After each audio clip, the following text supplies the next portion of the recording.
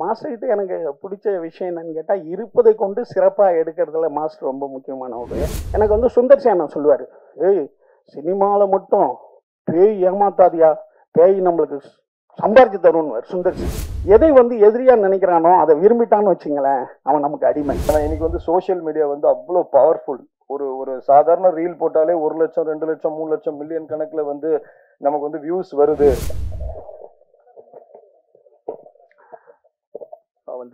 வந்திருக்கின்ற அனைவருக்கும் வணக்கம். இது வந்து நம்ம இந்த புதுமுகங்களை எனக்கு அறிமுகம் இல்லை. நம்ம செல்வா தான் வந்து இதுக்கு வரணுன்னு அப்படின்னு அழைச்சிட்டு வந்தாப்புல. அப்புறம் இதில் பார்த்தா எல்லாமே புதுமுகங்கன்னு சொன்னாங்க. வாழ்த்துக்கள். அவளோட தொடர்கதை வந்து 27 புதுமுகங்களை வச்சு பாலச்சந்தர் சார் எடுத்தாங்க. அவளோட தொடர்கதையில் மேக்சிமம் எல்லாமே புதிய நட்சத்திரங்கள் தான். அதே மாதிரி பாரதி ராஜாலாம் பல படங்கள் வந்து போகிற போக்கில் ஹீரோயினை செலக்ட் பண்ணுறது, ஹீரோவை செலக்ட் பண்ணுறது, பல விஷயங்கள் வந்து நமக்கு முன்னோடிகளாக அவங்க இருந்திருக்காங்க. அந்த முன்னோடிகளினுடைய தொடர்ச்சியாக இந்த தாரணி படத்தினுடைய இந்த குழு இருக்கிறது வந்து நம்மளுக்கு தமிழ் சினிமாவுக்கு ரொம்ப மகிழ்ச்சி. ஏன்னா புதியவர்களை அறிமுகப்படுத்துறது தான் வந்து ரொம்ப இன்னைக்கு இருக்கிறதுக்கு ரொம்ப கஷ்டமாக இருக்கு. ஏன்னா பெரிய இயக்குநர்கள்லாம் முன்னாடி என்ன பண்ணுவாங்கன்னா நிறைய பேர் அறிமுகப்படுத்திக்கிட்டே இருப்பாங்க. இப்போ பெரிய இயக்குநர்கள் யாருமே வந்து புதியவர்களை அறிமுகப்படுத்துறதில்ல, அவங்க பெரிய ஹீரோக்களை தான் தேடி போகிறாங்க. ஆனால் ஏன்னா வியாபாரம்ன்ற ஒரு விஷயத்தை அவங்க சொல்லி போயிடுறாங்க. ஆனால் அதுக்கு முன்னாடி பெரிய இயக்குநர்கள் எல்லாம் சின்ன சின்ன ஆர்டிஸ்டை வச்சு நிறைய படம் பண்ணுவாங்க. அது வந்து இப்போ வந்து ரொம்ப அதான் வியாபாரம்ன்ற ஒரு விஷயத்தில் அவங்க வந்து சொல்லி நம்ம எஸ்கேப் போயிடுறாங்க. இது வந்து இப்போ நம்ம மாஸ்டர் வந்து திருடாதிரி எனக்கு பண்ணாங்க. மாஸ்டர்கிட்ட எனக்கு பிடிச்ச விஷயம் என்னன்னு கேட்டால், இருப்பதை கொண்டு சிறப்பாக எடுக்கிறதுல மாஸ்டர் ரொம்ப முக்கியமானவர். ஏன்னா சினிமாவில் எல்லா நேரத்துலையும் எல்லாம் கிடைக்காது, வாழ்க்கை மாதிரி தான். அதை வந்து மிகச்சிறந்த முறையில் நமக்கு செஞ்சு தர்றவங்க. அப்புறம் இன்னொரு சிறப்பு என்னன்னா, அவர் ஒரு 200 வருஷம் வரைக்கும் நான் வாழுவேன்னு சொல்லியிருக்காரு. அது வந்து மிகப்பெரிய ஒரு விஷயம். ஒருத்தன் வந்து முதல்ல நம்பணும் நம்ம. ஏன்னா அது ரொம்ப முக்கியமானது. இப்போ நான் வந்து ஒரு 25 வருஷமாக மருந்து மாத்திரையே சாப்பிட்டது கிடையாது. எங்கள் அப்பாலாம் 50 வருஷம் மருந்து மாத்திரையே சாப்பிட்டது கிடையாது. எனக்கு தெரிஞ்சு டாக்டர்கிட்டே நாங்கள் போக மாட்டோம். ஏன்னா அப்படி வரும், தலைவலி எல்லாம் வரும். ஆனால் ஏதோ சுட தண்ணி கிட தண்ணி எங்கள் அம்மா ஏதோ ஒன்று காய்ச்சி கொடுத்தாங்கன்னா சாப்பிட்டு சரியாயிடும். அது நாங்கள் மருந்து மாத்திரையே சாப்பிட்றது இல்லை நாங்கள். ஸோ என்னன்னா முதல்ல நம்மளுக்கு ஒன்றும் இல்லைன்றதை நம்ம நம்பணும். இது ஒன்றும் பெரிய விஷயம் இல்லை, கடந்து போகுன்ற விஷயம். அப்போ அந்த 200 வருஷம் வாழ்றதுன்னு சொன்னது வந்து எனக்கு மாஸ்டர்கிட்ட ரொம்ப பிடிச்ச விஷயம். அப்புறம் இப்போ சமீபத்தில் எம்ஜிஆர் ஃபோட்டோ வந்து ஒரு கிழவியை கட்டி பிடிச்சிட்டு இருப்பாரு. அது ரொம்ப ஃபேமஸ் ஃபோட்டோ எம்ஜிஆர். அந்த விஷயத்த சொன்னார். அந்த விஷயம் பண்ணும்போது நான் கூட இருந்ததாக சொன்னார். நான் வந்து அதை பார்த்தீங்கன்னா அந்த ஃபோட்டோ நிறைய இடத்துல பார்க்கும்போது இது யார் எடுத்திருப்பா, ஏன்னா அதெல்லாம் வந்து ஐகான்ஸ். அந்த ஃபோட்டோலாம் சிலவங்களுக்கு வாழ்க்கையில் வந்து ரொம்ப முக்கியமான ஃபோட்டோக்கள் அமையும். அதில் வந்து எம்ஜிஆருக்கு அந்த ஃபோட்டோ, எம்ஜிஆர் வந்து குழந்தைங்க கூட சாப்பிட்டுக்கிட்டு உட்காந்துருக்கிற ஃபோட்டோ, இதெல்லாம் ரொம்ப முக்கியமான ஃபோட்டோக்கள். அது வந்து யார் பக்கத்தில் அந்த குழந்தை உட்காந்துருங்கலாம் தேடும்போது இப்போ இந்த ஃபோட்டோனுடைய இது அவர் கூட இருந்தது சொன்னார். எனக்கு ரொம்ப அதை பற்றி பின்னால் நான் நிறையா அவர்கிட்ட தனியாக பேசணும்னு ஆசைப்பட்றேன். ஏன்னா வாழ்க்கையில் சில ஃபோட்டோக்கள் வந்து நமக்கு வந்து நம்ம நிறைய ஃபோட்டோ எடுப்போம். ஆனால் சில ஃபோட்டோ தான் நமக்கு வந்து, நான் ஒன்று சொல்கிறேன்னு உங்களுக்கு, நம் இருந்தவுடன் நம்ம வீட்டு வெளியில் வைக்க போகிற ஃபோட்டோ எது? இப்போ அந்த ஃபோட்டோ நம்மகிட்ட இருக்கும், பயங்கரமானது இது. அதான் சொல்கிறேன். அப்போ ஒரு ஃபோட்டோ இருக்கும், அந்த ஃபோட்டோ எதுன்றது இப்போ நம்மளால கண்டுபிடிக்க முடியாது. எந்த ஃபோட்டோ நமக்காக பிரபலப்படுத்த போகுதுன்னு தெரியாது. அதுக்காக சொல்கிறேன். அடுத்தது இந்த படம் ஒரு ஹாரர். எனக்கு வந்து சுந்தர் சி அண்ணன் சொல்லுவார், ஏய் சினிமாவில் மட்டும் பேய் ஏமாத்தாதியா, பேய் நம்மளுக்கு சம்பாதிச்சு தருவார் சுந்தர் சி. பேயை நம்புனா சினிமாவில் அவன் சம்பாதிப்பான் அப்படின்னு சொல்லியிருக்காரு. சொன்னார் ஒரு நாள், என்னென்ன சொல்கிறீங்க, உண்மைதான்பா, பேயை மட்டும் ஒருத்தன் நம்பினான்னா அது வந்து சம்பாரிச்சு கொடுக்கும். ஏன்னா மனிதன் வந்து எதை வந்து எதிரியாக நினைக்கிறானோ அதை விரும்பிட்டான்னு வச்சுங்களேன், அவன் நமக்கு அடிமை. இது வந்து நீங்கள் யாரை வேணாலும் பார்த்துங்க. ஒருத்தன் பேசாமே போகிறான்னா நீங்கள் வெளியே போய் பேசிட்டீங்கன்னா அவன் வாழ்நாள் பூரா நம்மளுக்கு ரொம்ப நன்றி உள்ளவனாக இருப்பான். அப்படிதான் பேயை வெறுக்கும் மனிதன் பேயை விரும்பும் போது அது நம்மளுக்கு ஏதோ செஞ்சு தருது. அடுத்தது மனிதன் வந்து பயத்தை விரும்புறான் அல்லது கெடுதலை விரும்பிக்கிட்டே இருக்கான், நல்லதை தான் விரும்ப மாட்டான். மனிதன் எதெல்லாம் வெறுக்கிறானோ அதை ரொம்ப விரும்பிக்கிட்டு இருக்கான்னு அர்த்தம். நீங்க அதிகமா ஒரு விஷயத்தை வெறுக்கிறீங்கன்னா பின்னால் அதை விரும்பிட்டீங்கன்னா அதை நீங்க விடவே மாட்டீங்க. இப்படி ஒரு இது இருக்கு. அப்போ வந்து இந்த பேய் வந்து இன்னைக்கு சினிமாவில் வந்து பயம்ன்ற ஒரு விஷயத்தை மீறி சினிமாவில் வந்து விரும்பப்படுறது எதுக்குன்னா அந்த பயத்தை நம்ம விரும்புகிறோம். இதெல்லாம் வந்து டிராகுலான்னு சொல்லிட்டு 1931 இதனுடைய முன்னோடி இருக்கு. 1931 தான் இந்த மாதிரி பயங்கரமான படங்களை எடுத்தாங்க. 31 தான் அதுதான் இது. அது வந்து கழுத்தை கடிக்கும்னு சொல்லுவாங்க, ரத்தம் கக்கிடும் பார்த்தா அப்படின்னு இந்த மாதிரிலாம் இருந்தது. அடுத்தது எங்க காலத்துல வந்து எக்ஸாசிஸ்ட்னு ஒரு படம் இருந்தது. அது தனியா பார்த்துட்டா பரிசுலாம் சொல்லுவாங்க. ஒரு தியேட்டர்ல அந்த படம் ஓடும், தனியா ஒருத்தவன் பார்க்கணும், பயப்படாம பார்த்துட்டானா அவனுக்கு பரிசுன்னு சொல்லுவாங்க. அதே மாதிரி நம்ம இதுல பேய்க்கதை மன்னன் பிடி சாமின்னு ஒருத்தர் இருந்தார். பேய்க்கதை தான் எழுதுவார் எப்ப பார்த்தாலும். அதே போல விட்லாச்சாரியா, ஜெகன்மோகினி படம்லாம் வண்டி வண்டியா கட்டிட்டு போய் பார்த்த காலங்கள் உண்டு. இந்த பேய் படங்களுடைய கதைகள் வந்து ரொம்ப சுவாரஸ்யமானது. சினிமாவில் எப்படி ஒரு காதல் படம் வந்து ரொம்ப முக்கியமானதோ, மாஸ்டர் சொன்ன மாதிரி ஆக்ஷன் படங்கள் வந்து முக்கியமானதோ, அதே மாதிரி பேய் படங்களும் ரொம்ப முக்கியமானது. குறிப்பாக பேய்கள் வந்து பெண்களா இருப்பாங்க இல்லையா? பெண்களை தான் நம்ம பேயா இருக்கணும். ஏன்னா பெண்கள் தான் நம்ம சாமியா கும்பிட்றதால பெண்களை நம்ம பேயாவும் பார்ப்போம். இந்த புதிய இந்த டீம் வந்து மிகப்பெரிய வெற்றி அடைத்தோம். ஏன்னா சினிமான்ற அந்த சாதனம் வந்து சாதாரணது கிடையாது. நீங்க இன்னொரு சிறப்பான விஷயம் பண்ணிருக்கீங்க. முதல் படம் ஆடியோ ரிலீஸ் அன்னைக்கே 2வது படத்துக்கு பூஜை போடுறது நான் இது வரைக்கும் சந்திச்சது இல்லை. இதுதான் சினிமா வரலாறில் முதல் முறைன்னு நான் நினைக்கிறேன். அதுக்கும் என்னுடைய வாழ்த்துக்கள். ஏன்னா சினிமா என்பது வந்து சாதாரண ஒரு ஆயுதம் கிடையாதுங்க. சினிமா மிஷினை கண்டுபிடிச்சி, சினிமா கேமரா கண்டுபிடிச்சி டால்டாய்ஸ்கிட்ட போய் காட்டுறாங்க, போட்டு காமிக்கிறாங்க. உலக புகழ்பெற்ற எழுத்தாளர் டால்டாய்ஸ், ரஷ்ய எழுத்தாளர்கிட்ட போய் காட்டுறாங்க. அவர் கேட்குறாரு, எவா எல்லாம் போட்டு காட்டினீங்களே இந்த படம், இதை யார் எடுக்கிறது? ஒரு ப்ரொடியூசர்னு பேருங்க, அவர் பணம் போட்டால் தான் எடுக்க முடியும். சரி, இதுக்கு கருவி இருக்குல்ல, கேமரான்னு சொல்கிறீங்களே, இது யார் வச்சுருக்கா? அது ஒரு பணக்காரர் வச்சுருப்பாருங்க. சரி, இதை வந்து இப்போ எங்கள் வீட்டில் வந்து போட்டுட்டீங்க, இதை ஊரில் எப்படி போடுவீங்க?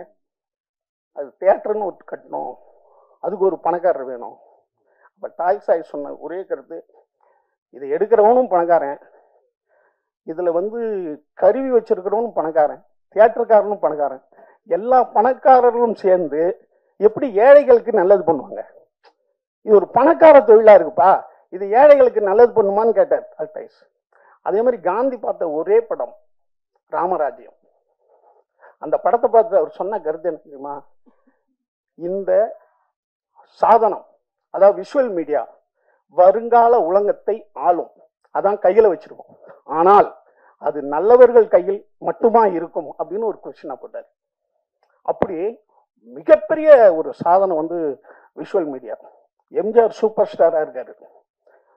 பெரிய குளம்னு ஒரு ஊர், அங்க ஒரு டாக்டர், அவர் எம்ஜிஆருக்கு ஒரு கடிதம் எழுதுறாரு, சார் இங்க வந்து உங்க ரசிகர்கள் அடிக்கடி ரத்தம் விற்கிறாங்க என்னுடைய ஹாஸ்பிட்டலுக்கு வந்து.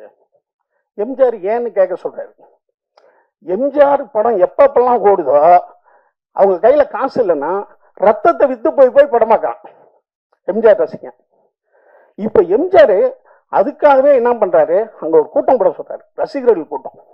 அதுல போய் அந்த ரசிகர்கள் மத்தியில இனிமே உங்க வருமானத்துக்கு என்னவோ அதுலதான் என் படம் பார்க்கணும், நீங்க ரத்தத்தை வித்து படம் பார்க்கறதா சொல்றாங்க. அது உங்க தாய் தந்தைக்கோ உங்க குடும்பத்துக்கு தான் பயன்படணும், அல்லது உனக்கு தான் பயன்படணும் அந்த ரத்தம். என் படத்துக்கெல்லாம் உன் ரத்தத்தை விற்க கூடாது. அப்படி யாராவது என் படத்தை அப்படி விரும்பி பார்க்கணும்னா எனக்கு லெட்டர் எழுதுங்க, நான் மணி ஆர்டர் அனுப்புனேன்றாரு. அதன்படி பல பேருக்கு லெட்டர் மணி ஆர்டர் அனுப்புறாரு. அப்ப ஒரு ரத்தத்தை வித்து பார்க்குற அளவுக்கு ஒரு வெறியான ஒரு இது இருக்குன்னா அது சினிமா.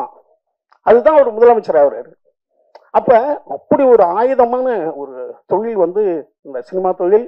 இதுல நீங்க வந்திருக்கீங்க, முடிந்த அளவுக்கு சிறப்பான படங்களை எடுத்து இந்த சமூகத்திற்கு நன்மை செய்து நீங்களும் மிகப்பெரிய வெற்றி அடைந்த உங்க குடும்பத்தையும் எல்லாத்தையும் நீங்க வந்து ரொம்ப சரியாக சமமாக பார்த்து, வளர்ந்துட்ட பிறகு டாட்டா காமிச்சிட்டு போக கூடாது. ஏன்னா சினிமா என்பதே என்னன்னா எல்லா மக்களையும் ஒன்றா வச்சு பார்க்கறது. நம்ம பக்கத்தில் இருக்கிறவங்க யாரெல்லாம் தெரியாது, ஏழை பணக்காரன் அவன் என்ன காஸ்ட்டு என்ன மதம்னு தெரியாது. அதுதான் வந்து பஸ்ஸு சினிமாலாம் பண்ணுறது. அதே போல் நீங்களும் ஒரு சமமான சமுதாயத்தை உண்டு பண்ண என்னுடைய அன்பான வாழ்த்துக்கள். இங்கே வந்து வாழ்த்த வந்த அனைவருக்கும் தனித்தனியாக சொல்ல முடியாது, அனைவருக்கும் என்னுடைய நன்றி. இந்த டீமுக்கு நம்ம வாழ்த்துவோம். நன்றி. மேடையில் வீட்டிற்கும் அனைவருக்கும் முதற்கன் என்னுடைய நன்றியை தெரிவிச்சுக்கிறேன். வந்திருக்கும் அத்தனை பேருக்கும் இந்த மழைன்னு கூட பார்க்காம இவ்வளோ பேர் இங்கே வந்திருக்கீங்க. ஸோ முதற்கன் எல்லாருக்கும் என்னுடைய நன்றியை தெரிவிச்சுக்கிறேன். சின்னத்திரை, ஓகே, சின்னத்திரை வந்து அதில் பிரபலமாகி அதில் வந்து நம்ம ஒரு ஸ்டார் லெவலில் இருந்து அதில் ஒரு ஹீரோ டம்ல இருந்து ஸோ நம்ம எல்லாமே கஷ்டப்பட்டு ஒரு 30 வருட பயணம் வந்து அங்கே நம்ம எடுத்திருக்கோம். ஸோ ரீசெண்டாக நான் கலைமாமணி அவார்டும் வாங்கினேன். ஸோ சின்னத்திரையிலிருந்து வெள்ளித்திரைக்கு வந்து ஒருத்தர் வர்றது எவ்வளோ கஷ்டம் அப்படிங்கிறது வந்து கண்டிப்பாக எல்லாருக்குமே தெரியும். பத்திரிகை நண்பர்களுக்கு கண்டிப்பாக தெரியும். ஏன்னா இங்கேருந்து அங்கே வர்றது வந்து ஒரு டிரான்ஸ்ஃபர்மேஷன் வந்து அவ்வளோ ஈஸி கிடையாது. ஸோ இப்போ ஃபர்ஸ்ட் நான் தாரணி அதை பற்றி பேசுகிறேன். தாரணி அதாவது ஒரு முதல்ல வந்து இப்படி ஒரு புது டீம், எல்லாருமே புதுசு. ஸோ எல்லாருமே புதுசு. ஒரு ப்ரொடியூசர் அதை வந்து தைரியமாக எடுத்து, ஒரு டைரக்டர் வந்து அதை வந்து உருவாக்கி இன்னைக்கு வந்து ஒரு படமாக இங்கே எடுத்துகிட்டு வந்திருக்காங்கன்னா உண்மையிலே அதுக்கு வந்து பயங்கர தைரியம் வேணும். பயங்கர தைரியம் வேணும். கண்டிப்பாக நீங்கள் ஃபர்ஸ்ட் அதுக்கு தான் கை தட்டணும். ஏன்னா எல்லாருக்கும் அந்த தைரியம் வராது. இன்னைக்கு வந்து பெரிய பெரிய ஆர்டிஸ்ட் வச்சு பெரிய பெரிய படங்கள் பண்ணி அவங்க பெருசாக சம்பாதிக்கிற அது வந்து எல்லாராலையும் முடியாது. பட் முடிந்தவர்கள் அத்தனை பேருக்குமே வந்து அந்த படங்கள் வந்து பெருசாக சாத்தியம். கண்டிப்பாக அது ஜெயிக்கும். ஏன்னா எல்லாம் பெரிய படங்கள். சின்ன படங்கள் வந்து இந்த மாதிரி புதுசாக வர்றவங்களை வந்து என்கரேஜ் பண்ணி அவங்கள வந்து கொண்டு வரணும்னு நினைச்சு, ஏன்னா சின்ன சின்ன பட்ஜெட்ல வந்து படம் பண்றாங்க. கண்டிப்பா இந்த மாதிரி படங்களை வந்து வெளியில கொண்டு வந்து நிறைய பேருக்கு வாய்ப்பு கொடுத்து, புதுசா வர கலைஞர்களுக்கும் வாய்ப்பு கொடுத்து, எல்லா டெக்னீஷியன்ஸ் முதற்கொண்டு எல்லாருக்குமே வாய்ப்பு கொடுத்து ஒரு படத்தை வந்து இன்னைக்கு இவ்வளவு தைரியமா எடுத்துட்டு வந்திருக்காருன்னா கண்டிப்பா இதை வந்து ஒரு பெரிய லெவலுக்கு கொண்டு போற ஒரு ஒரு ஒரு இடம் வந்து பத்திரிகை தான். ஊடகம் வந்து எந்த அளவுக்கு வந்து அவங்களுக்கு ஹெல்ப் பண்றாங்களோ கண்டிப்பா அந்த படம் வந்து பெருசா வெற்றி பெறும். ஏன்னா இன்னைக்கு வந்து சோசியல் மீடியா வந்து அவ்வளோ பவர்ஃபுல். ஒரு சாதாரண ரீல் போட்டாலே 1 லட்சம் 2 லட்சம் 3 லட்சம் மில்லியன் கணக்குல வந்து நமக்கு வந்து வியூஸ் வருது அப்படின்னா ஒரு படத்தை வந்து இன்னைக்கு கொண்டு போய் சேர்க்கறது வந்து 100% பத்திரிகையாளர்கள் மட்டும்தான். ஸோ அவங்க நினைச்சா மட்டும்தான் இன்னைக்கு வந்து இந்த படம் வந்து மிகப்பெரிய அளவுல வந்து வரும். ஏன்னா இன்னைக்கு வந்து புது படங்கள் வந்து புதுசா வர இந்த மாதிரி டீம் வந்து ஜெயிக்கல அப்படிலாம் சொல்லவே முடியாது. இப்போ இன்னைக்கு பிரதீப் வந்து ஒரு காலத்துல புதுசு தானே, இன்னைக்கு வந்து அவர் எப்படி மில்லியன், ஸோ அவர் வந்து எவ்வளோ இன்னைக்கு வந்து அந்த படம் வந்து பேசப்பட்டிருக்கிறது வந்து வேற ரேஞ்சில் பேசப்பட்டுக்கிட்டு இருக்கு. ஸோ அவ்வளோ நல்லா பண்ணியிருக்காரு அப்படின்னு சொல்லி. ஸோ அப்படி வந்து அவங்களுக்கு வந்து இந்த ஊடகம் வந்து இன்னைக்கு ஹெல்ப் பண்ணி அவங்கள அந்த அளவுக்கு கொண்டு வந்திருக்காங்க. கண்டிப்பா இந்த படம் நான் பார்க்கும்போது ஒரு சின்ன பட்ஜெட், அவர் பட்ஜெட் எனக்கு என்னன்றது தெரியாது, ஆனால் சின்ன பட்ஜெட்ல படம் பண்ணியிருக்காரு. ஆனால் அந்த மாதிரி தெரியல. நல்லா செலவு பண்ணி அவங்களுடைய போட்டோகிராஃபில இருந்து ஆர்ஆர்ல இருந்து எல்லாமே வந்து நல்லா பண்ணியிருக்காங்க. ஒரு உட்கார்ந்து பார்க்கக்கூடிய அளவுக்கு தான் இருக்கு தாரணி படம். ஸோ கண்டிப்பா இந்த படம் வந்து மிகப்பெரிய வெற்றி அடையணும். அவர் சார் சொன்ன மாதிரி ஒரு படம் வந்து இன்னைக்கு வந்து ட்ரெய்லர் ரிலீஸ் போட்டிருக்காங்கன்னா அடுத்த படத்துக்கு வந்து அவர் பூஜை போடுறாருன்னா அப்போ அவர் வந்து உண்மையிலே வந்து எப்படி சொல்றது, பயங்கர தைரியம் வேணும். ஸோ அதுதான் நான் முதல்ல வந்து டைரக்டர் சாரை நான் பாராட்டுறேன், ஆனந்த் சாரை. ஸோ கண்டிப்பா வந்து தாரணி வந்து மிகப்பெரிய ஒரு வெற்றி அடையணும்ன்றதை வந்து நான் மனசார வேண்டிக்கிறேன். ஏன்னா இப்படிப்பட்ட படங்கள் வெற்றி அடைஞ்சாதான் இன்னும் வந்து நிறைய பேர் வந்து புதுசா உள்ள வருவாங்க நம்ம இண்டஸ்ட்ரிக்கு. ஸோ எங்களை மாதிரி சின்னத்திரை கலைஞர்களுக்கு வந்து எத்தனை பேர் ஊக்கம் கொடுக்குறாங்கன்றது சத்தியமா எனக்கு தெரியல. ஏன்னா சின்னத்திரையில வந்துட்டோம்னா அவங்க வந்து வெள்ளித்திரையில ஏத்துக்க மாட்டாங்க அப்படின்றதெல்லாம் ஒரு காலத்துல இருந்தது. ஆனா இன்னைக்கு சின்னத்திரையில இருந்து வெள்ளித்திரைக்கு வந்து பல பேர் சூப்பர் டூப்பர் ஹிட் கொடுத்துக்கிட்டு இருக்காங்க. ஸோ அந்த மாதிரி இருக்க இடத்துல எனக்கும் வந்து அடுத்த படத்துல வந்து ஒரு பெரிய மெயின் லீட் கேரக்டர் அவர் வந்து ஆனந்த் சார் கொடுத்துருக்காரு. அதுதான் இங்க நம்ம லான்ச் பண்ணோம், என் திரைன்ற படம், நெக்ஸ்ட் படம். ஸோ ஒரு பெரிய ரோல் எனக்கு கொடுத்துருக்காரு அதுல. ஸோ இப்படி ஒரு மனிதர், நல்ல மனசோடு இருக்கிறவர், பல பேரை வாழ நினைக்கணும்னு நினைக்கிறவர் வந்து நல்ல பொசிஷனுக்கு வரணும். ஸோ அதுக்கு நீங்க எல்லாரும் தான் கண்டிப்பா வந்து உதவி பண்ணணும். ஸோ மீண்டும் நான் ஏன் பத்திரிகையாளர்களை நான் சொல்லிக்கிட்டே இருக்கிறேன்னா அவங்களால மட்டும்தான் இந்த படம் வந்து பெரிய லெவலுக்கு கொண்டு போக வைக்க முடியும். ஸோ நீங்க வந்து கஷ்டப்பட்டிருக்கீங்க ஆனந்த் சார். கண்டிப்பா இது வந்து உங்களுக்கு உண்டான வந்து வெற்றி வந்து ரொம்ப தூரத்துல இல்லை. ஸோ கூடிய சீக்கிரம் இதுல உழைச்ச அத்தனை பேர், டெக்னீஷியன்ஸா இருக்கட்டும், ஆர்டிஸ்டா இருக்கட்டும், உழைச்ச அத்தனை பேரும் வந்து ஒரு நல்ல பொசிஷனை அடையணும்னு வந்து கடவுளை நான் வேண்டிக்கிறேன். எனக்கு வாய்ப்பு கொடுத்ததுக்கு ஆனந்த் சாருக்கு மிக்க நன்றி. Thank you very much. தேங்க்யூ.